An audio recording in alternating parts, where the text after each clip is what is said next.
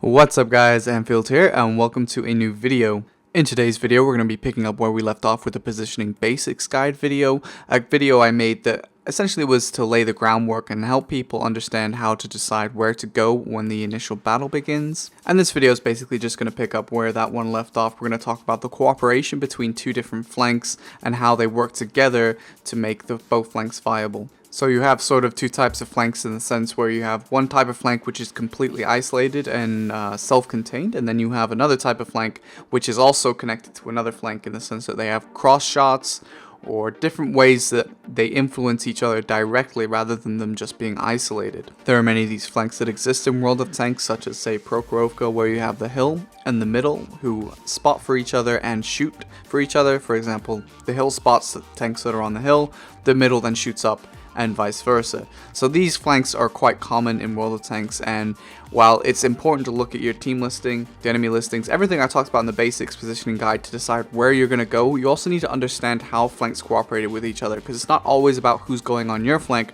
it's also who's going on the other flank parallel to you. So in order to demonstrate exactly what I mean, I'm going to use the map Fjords, which is kind of got a lot of these little scenarios going on all over the map, so hopefully it'll be a good one to use as an example.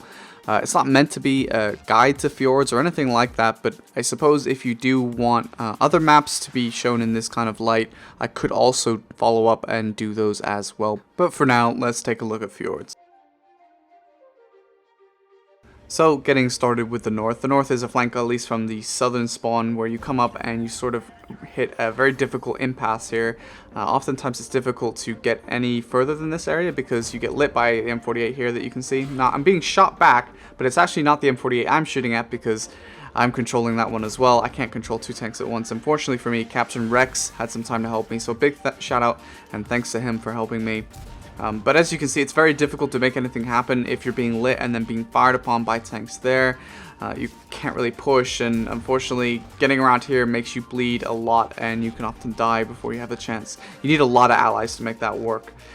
Now here's an alternate situation where instead of me being lit, the tanks that have been sniping previously before are actually being lit. You can see Captain Rex is lighting that tank from the middle area above the pond.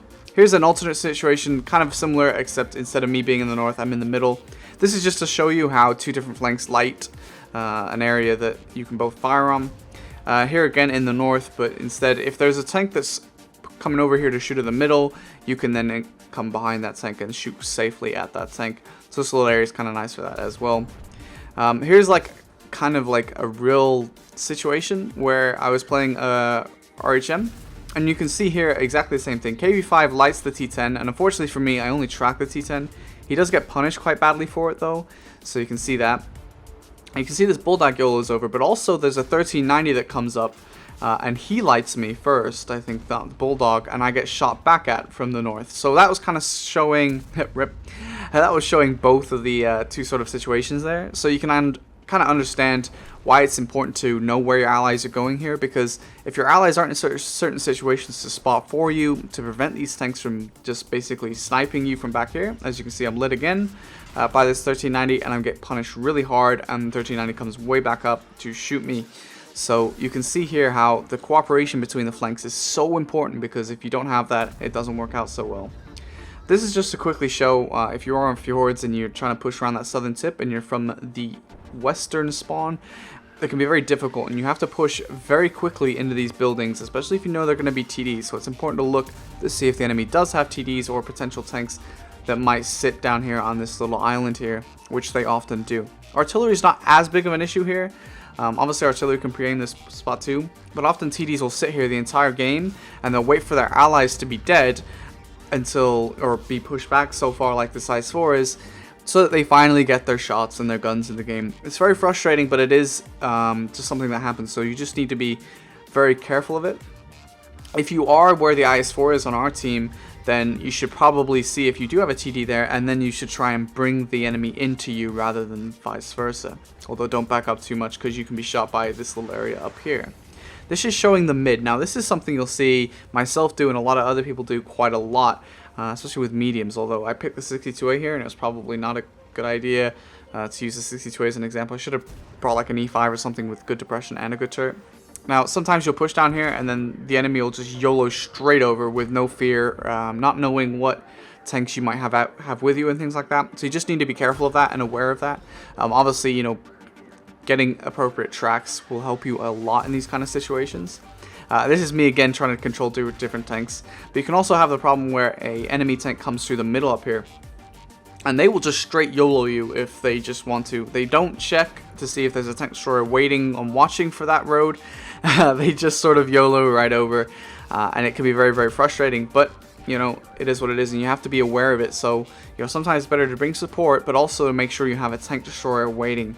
So this is another situation where sort of fighting the E50M here, no gun depression problems, but you can see that it's fine, everything's okay. You know, I can sort of brawl a little bit with this E50M. Again, if I had a turret, it would be a little bit easier to fight here, but of course the 62A doesn't really have any depression. It does have a good turret, but no depression, so it's difficult, and you'll see that in a second here.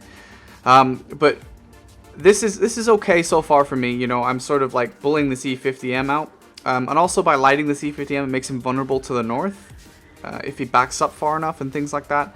So again, you know, with the flank cooperation. However, what you have to be really, really careful here is, again, if a tank comes through the middle, because they don't look, they don't care. You know, puppies will just push. So while, you know, maybe they do get themselves killed, but if they get lucky and there's nothing waiting there for them, then, you know, they can come behind you as they do right now, and yeah, you get shot from the back, and then suddenly you've got two different flanks, you've got no way out, you've got no cover, and no matter what you do, you're stuck. And you can see, you know, now there's nowhere for me to go. I can't push up, and I can't really, if I go down, there's nowhere for me to go. The E50M will shoot me in the back. So you can see, and again, this is me trying to control two different tanks at once. Not the easiest thing in the world. But yeah, so here's a situation where the same thing, except a tank destroyer is actually watching. So if you do have a tank destroyer here, then that makes that area that you're going very safe. Otherwise, it's a gamble. Now, gambles are sometimes fine, and you can get a lot out of just gambling like that. People aren't always going to YOLO through this middle road like this, but if they do, it's nice to have a tank there. So if you do see that you have a tank destroyer waiting there, it's good, because it allows you to actually be safe to pressure that area. So yeah, that pretty much wraps this video up, guys. I hope that you enjoyed it. I hope it was at least somewhat helpful to you. The idea is to just show some examples of flanks that work together and cooperate, and how you need your allies in certain positions to make things work. It's not always about, well, I can go to this flank because I have enough people with me, because that's not always what you need. Sometimes you need people in other certain positions, because flanks often cooperate. So yeah, that's pretty much it, guys. If you want to see another video like this, because you need maybe more examples on different maps, then I will certainly go and do that. Otherwise, I'll just keep sort of going on, moving on to the next stage of the positioning, because positioning is really, really, really important, and one of the key features that really distinguishes people. You know, so if you're really good at this side of the thing, it really does help a lot. But yeah, thanks so much for watching, guys, and I hope to catch you on the next video.